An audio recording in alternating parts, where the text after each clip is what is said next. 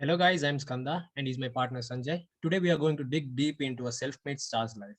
You guys know him as a tech billionaire, owner of Dallas Maverick, a philanthropist, and as the richest shark. He's none other than Mark Cuban. He's also the proprietor of a media company known as 2929 Entertainment and a TV personality, and also been part of many movies like Sharknado series, Benefactor, Bad Teacher, and many more. He's worth a staggering of $4.7 billion. Cuban was born in Pittsburgh, Pennsylvania. His father was an automobile upholsterer. It is a work of providing seats with padding, springs, or leather covers for vehicles. And mother was someone with different jobs every week. So Cuban was born in a working class family. All started with him selling garbage bags to buy an expensive pair of basketball shoes at the age of 12. Then he started selling stamps and coins and running newspapers at 16. It didn't even stop him when he was in university. He used to run a bar and also teach disco lessons. So we can already confirm that he has been a national businessman since the age of 12. Instead of attending high school for his senior year, he enrolled as a full-time student at the University of Pittsburgh since he's a fan of the Pittsburgh Steelers of the National Football League. After 1 year at the University of Pittsburgh, Cuban transferred to Indiana University in Bloomington, where he graduated from the Skelly School of Business in 1981 with a Bachelor of Science degree in Management. He chose Indiana Skelly School of Business without even visiting the campus because it had the least expensive tuition of all the business schools on the top 10 list. Cuban found his first job as a bartender for a bar. You guys might be wondering why a person who was running a bar while studying is a bartender after finishing his studies. It's because of a wet t shirt contest incident in the bar. The bar saw its downfall in the end. And after that, he worked as a salesperson for a company named Your Business Software, but he was fired in less than a year because he was trying to procure a new business instead of doing his job. These are the companies that mainly influenced his life. Cuban started his own company, Micro Solutions, with the help from his previous customers from Your Business Software. Micro Solutions was initially a system integrator and software reseller. One of the company's largest clients was Perot Systems. It was big. It was big company which used to provide information technology services in the sectors of healthcare, government, banking, and many more. And this company grew to more than $30 million in revenue. And in 1990, Cuban sold Micro Solutions to competitive to, to CompuServe for $6 million, but he made only $2 million after taxes on this deal. His next franchisee was Broadcast.com.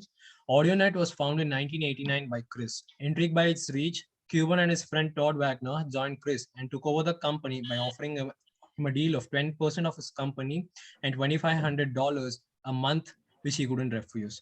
After Cuban took over the company, he changed the webcasting system from a single server to a ISDN line, which is Integrated Services Digital Network, which has a feature of simultaneous transmission of voice data and other network services over the digitalized circuits of the public switch telephone network all over the world.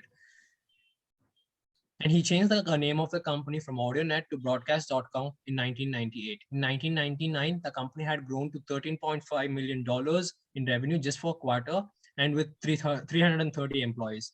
And also, a company launched the first live stream of Victoria's Secret fashion show, which became the most viewed in the internet and a major plus for the company in the time of dot-com boom.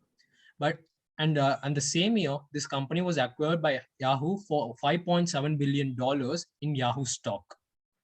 But this was the worst internet acquisition of all the time because Yahoo couldn't manage it because of the dot-com bubble burst. He was very lucky to have sold the company and also to liquidate Yahoo shares to form the major assets which he has, like his mansions, NBA teams, private jets, and many more things. Dallas Maverick. So on June and Jan 4, 2000, Cuban purchased a majority stake in Dallas Maverick for $285 million from Ross Perot. This team in the NBA was a child's play in the league before Cuban bought the team. The Mavericks only won 40% of the game for 20 years before Cuban bought. But the following years, the team winnings went to 69% of the regular season and also reached playoffs in every season except for one. Most of the NBA team owners publicly play a passive role as they watch from skyboxes. But Mark is different. He sits along with fans or in the first benches in the game and always encourages his team. His obsession with winning and his personal challenge to win an NBA championship made him to alter everything in the team. He made the players to stay in the five-star hotels. He also got them a customized private jet for the team. He also altered the training place, adding a personalized gym for all the players, and also changed the coach. So after the 11 years of all his hard work, they finally won the NBA championship of 2011. 2929 Entertainment is a media and entertainment company co-founded by Todd Wagner and Mark Cuban on 2000. 2929 maintains companies and interests across several industries, including entertainment development and packaging, film and television production and distribution, digital and broadcast syndication, theatrical exhibition, and home entertainment. This company has made several strategic acquisitions to assure that releases could be made available to any audience across a variety of platforms simultaneously, which was one of its kind in those times. Some movie titles which have theatrical openings were also released on DVD alongside in 2007.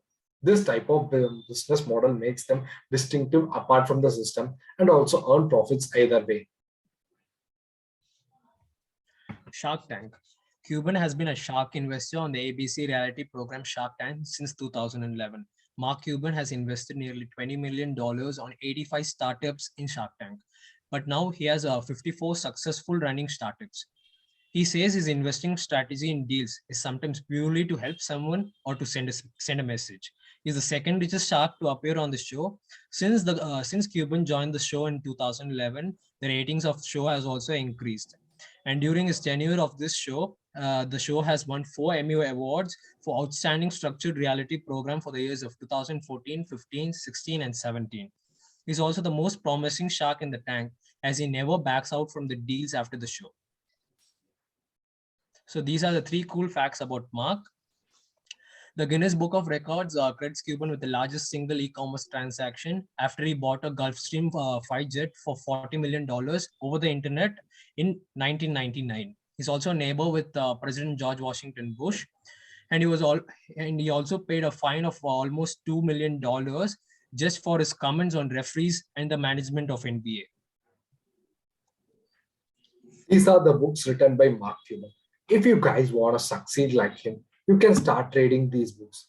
And if you want to know more about him and his works, you can visit this website. Thank you. Thank you.